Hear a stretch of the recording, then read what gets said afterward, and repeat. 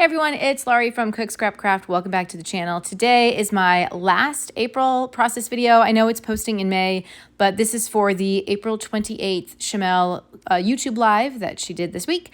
And so I'm just now finishing it up and getting this video posted for you, but it is part of my April challenge. You'll have to stay tuned to the channel to find out what my personal May challenge is going to be. And so if you want to find out what that is, make sure you've subscribed to the channel and then you'll find out when I announce it eventually.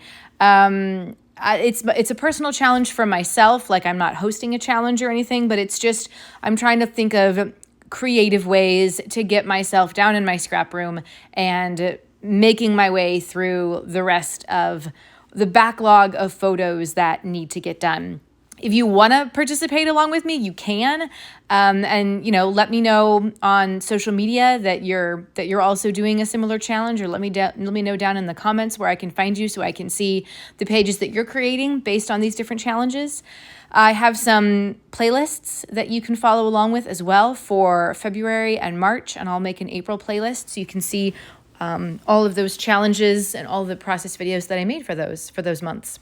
So this is the last Shimelle one, and I'm using a tree patterned pattern paper from American Crafts. It's got some light blue, white, brown, dark greens in it, and I'm pairing it up with this polka dot paper, which is sort of like a green gray with like a light mint green polka dots, I'd say. And that's also from American Crafts. And then I've got 5 photos. One of them was actually, so technically there are 4 photos, and I cut one of them into 2. And the reason why I did that is because Shimelle's layout used 3 photos and then 3 cut aparts to create a 3x3 grid. And I really liked that. I really liked what she did there. I didn't have a lot of cut aparts, but I did have a lot of photos. And so one cut apart is going to be in the top center row, and then the rest of them are just going to be photos. And I cut them down to the same size as that cut apart, which is not 3x4. It's actually a little bit smaller. So I just held the cut apart over the photo where I wanted to cut, and then I hand cut around it. Something else you could do, see, the problem with that is that the cut apart, it wasn't an even measurement. So it's not like I could have said, oh, it's 3x4. Oh, it's 3x3. It was weird. And so if it had been the same material as a photo, I could have taken like a dry erase marker and traced on top of the photo that I wanted to cut, and then just erase the lines. But because it's made of paper, I can't use a dry erase marker on the edge, or you're going to see dry erase marker on the edge of the cut apart. And I didn't want that. So anyway, I don't know if any of that makes sense to you, but I just hand cut, and then that was good enough to make sure that the photos and this cut apart thing were the same size. So I'm backing the photos onto this polka dot paper. And so you'll see a little bit of it peek out from, around the sides. That paper, I've said this before, it's like printer paper. And sometimes my Fiskars paper cutter just doesn't like it. I think there's you can't press down too hard on the blade like you normally would if you were cutting legit cardstock, like the Basil cardstock that I'm using there. I don't remember what color that is, but I also got that from Michael's, and that's what's going to be matting, or the second mat for the photos.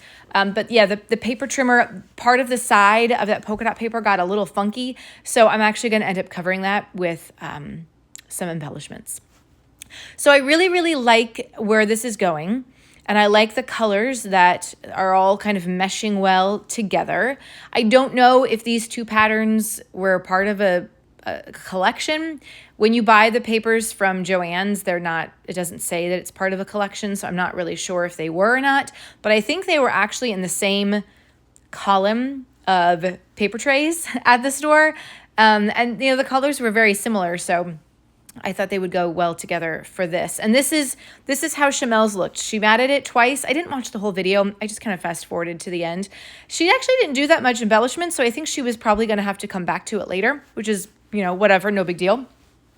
So I kind of just did my own thing in terms of where the embellishments were going to go. And I had these really cute camping, scout-inspired embellishments from Simple Stories. I don't remember the name of the collection, but the outdoors word and that cute little brownie vest. were perfect for this because these are photos from our very first meeting as brownies back in September of 2023. And we did the hiking badge or hiker badge. And so I wanted to definitely add some of those pieces to this. And again, they're very similar colors, like that vest with all the badges is brown, and there's brown in the trees. And I thought the trees would be really perfect because the hike that we did took us through the trees into this nice little scenic overlook. It was a very easy hike, very good for beginners.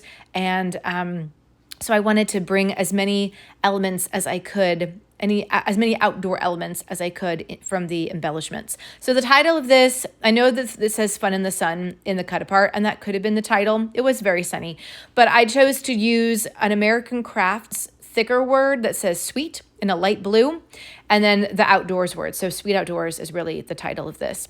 And this was another one of those, remember the last process video I did where it started off with the American Craft stickers and the enamel dots that were the same colors. So some of this came together also because of that. So I don't know if I would say it's really scrapping backwards, but it was inspired. I was inspired to pull this paper because it had blue in it, just like the American Crafts foam sticker. And then I still added in some enamel dots. They're smaller than the ones I usually work with, but I was able to add in some of those green pieces there. Now I've got an embellishment cluster at the top of the title, and then I'm working on an embellishment cluster going at the diagonal at the bottom of the photo cluster. And those are just, scout embellishments from the Simple Stories embellishment pack. And then up at the top there, I'm working with another Simple Stories embellishment pack. It's a water flask. I don't know. What is it? What is that thing called? It's not really a water bottle, but it's like an old timey thing. And then I'm adding in an American Crafts foam sticker, little phrase thing, and then something from a little phrase sticker from a Simple Stories paper pad. And I know somewhere, I was looking for it there in that Simple Stories sticker book. I know somewhere I have flea market journaling spots, small journaling spots, but I don't know where. I think I ripped that page out of the book, and so it's probably somewhere in the mess of supplies on my desk, and I just didn't feel like looking for it for that long. So I took a little break there and added some more embellishments underneath the title, and then there's that journaling spot is from a Shimelle sticker sheet that I purchased from Joanne, and it's just got a black outline, so it's very neutral. It's not the exact same colors, but black goes with everything. And I'm just going to do the journaling in there. I don't remember the specific date that these pictures were taken. I printed them at Walgreens, so they don't have the date on the back, unlike when I get them printed from Shutterfly. So I just wrote down, 9/2023, and I'll figure out the correct placement in my album when I get an album and I'm ready to start putting these things away. I'm adding in a few more enamel dots. These are just very small pieces. I literally only have like the medium sized and the small ones left.